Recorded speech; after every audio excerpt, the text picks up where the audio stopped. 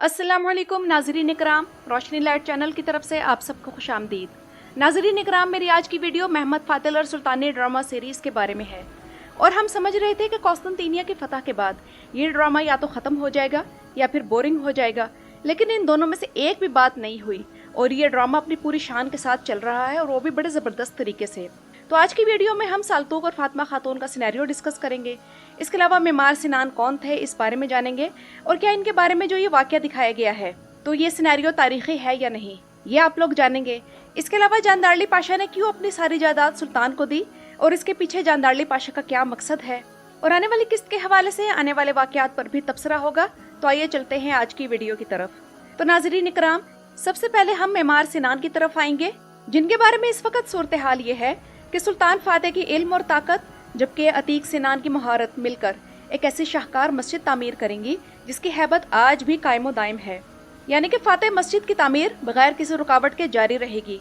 और आइए अब जानते हैं कि अतीक सिनान का हाथ काटा जाना और इसके बाद काजी की अदालत में मुकदमा दायर होना क्या वाकई तारीखी तौर पर सच्चा वाक़या है या नहीं। तो नाज़रीन इकराम, इस हवाले से अगर तारीखी किताबों की तरफ रुख करें तो सफ़रनामा अवलिया जैलबी के सफ़ा नंबर 36 पर यह वाक़या मौजूद है। इसके अलावा अब्दुर्रहमान आदिल की लिखी किताब हादसाते हकूकिया और इस्माइल हामी दानिशमंद की किताब फतह और फातेह में भी ये वाक़या दर्ज है और ये मुस्तनद ज़राए हैं। लेकिन यहाँ ये बात याद रखें कि सुल्तान फातेह ने ये काम सोच समझ कर नहीं किया था, बल्कि वह मुहासरे के बाद होने वाले जहनी दबाव और टेंशन की वजह से अपने जज्बात पर काबू ना रख सके थे और इसी वजह से उन्होंने हरिस्तों का हाथ काट दिया। लेकिन हरिस्तों अपने साथ किए गए इस जुल्म को काजी की अदालत में लेकर गए और काजी ने सुल्तान फातेह के खिलाफ ये फैसला सुनाया कि बदले में उनका हाथ भी काटा जाएगा, क्योंकि उन्होंने अतीक सिनान का हाथ काटकर उस पर जुल्म किया है। लेकिन अतीक सिनान ने सुल्तान को माफ कर दिया और ये डिमांड की कि सुल्तान फातेह उसे हर रोज 10 चांदी के सिक्के अदा कर दिया करे। लेकिन सुल्तान फातेह ने इस रकम को अपनी खुशी और मर्जी से बढ़ाकर 20 चांदी के सिक्के कर दिया। तो इस सीरीज की बेहतरीन बात यह है कि राइटर्स की पूरी कोशिश है कि कहानी का ताना बाना बुनते वक्त वो तारीख से इधर उधर ना हो। और अतीक सिनान मुसलमान होने के बाद सल्तनत उस्मानिया के बेहतरीन मेमारों में से थे। इनकी आने वाली नस्लों ने भी इनकी तरह सल्तनत की खिदमत में कोई कमी ना छोड़ी और ये अदाकार बेहतरीन परफॉर्मेंस दे रहा है और जिस सीन में भी ये आता है तो इसकी अदाकारी दिल को छूती महसूस होती है। इसके चेहरे के तासुरात भी नरम है और अब तो मुसलमान होने के बाद उम्मीद है कि उसकी बीवी भी मुसलमान हो जाएगी, उसके भाई आगा मेमनॉन के गुस्से को मजीद भड़काने की वजह बनेगी। और इस तमाम किस्त के मरकजी किरदार साल्तूक और फातिमा थे और ये दोनों कोई तारीखी किरदार नहीं बल्कि फर्जी किरदार थे जिनकी किस्मत में शादी के बजाय शहादत थी। लेकिन मुझे सुल्तान फातेह ड्रामे में एक चीज़ से बहुत गिला है कि जब भी कोई मुसलमान किरदार शहीद होने लगता है तो उससे कलमा नहीं पढ़वाया जाता। और ऐसा नहीं कि हर मुसलमान किरदार के बारे में ऐसा दिखाया जाता है। मसलन हसन उल बातली से कलमा पढ़वाया गया था, लेकिन ऐसा कम कम होता है। और यही मसला Quddus Fatih Salahuddin Ayyubi series में भी है, उसमें भी मुसलमान किरदारों से कलमा शहादत नहीं पढ़वाया जाता। मसलन उर्फ अली उस सीरीज का एक बहुत अहम किरदार था जो कि सलाहुद्दीन अय्यूबी का करीबी साथी और जंगजू था। उसकी शहादत के मौके पर उसने अपने साथियों से दुनिया भर की बातें कर ली, लेकिन राइटर्स उसके मुंह से कलमा ना निकलवा सके। तो ये तरीका गलत है।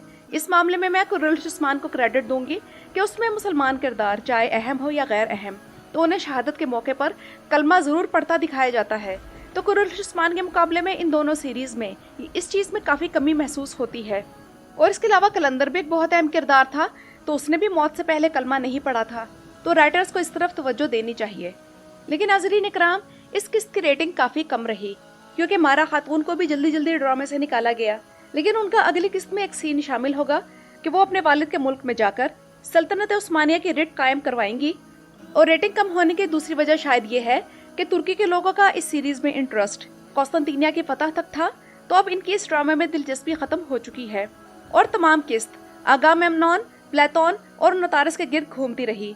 और फातिमा खातून की इतनी टेंशन थी कि अतीक सिनान के कबूल इस्लाम का सीन भी ड्रामे में कुछ ज्यादा स्पार्क न पैदा कर सका। ये तबसरा मैं टर्किश व्यूअर्स के हवाले से दे रही हूँ। मेरे नजदीक तो ये किस्त भी बहुत जबरदस्त थी और इस ड्रामे की आम किस्तें भी इतनी जबरदस्त होती हैं कि एक ही सीटिंग में उन्हें खत्म किए बगैर चैन नहीं आता। टर्किश व्यूअर्स को समझना चाहिए कि हर किस्त में तो जंग या फतह नहीं दिखा सकते।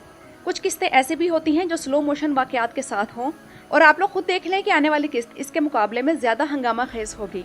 लेकिन बहरहाल मेरी एक तजवीज़ है कि टर्किश व्यूअर्स को इस ड्रामे की तरफ मुतवज्जे करने के लिए और कहानी में स्पार्क पैदा करने के लिए व्लाद ड्रैकुला का थोड़ा बहुत इशारा दे दिया जाए।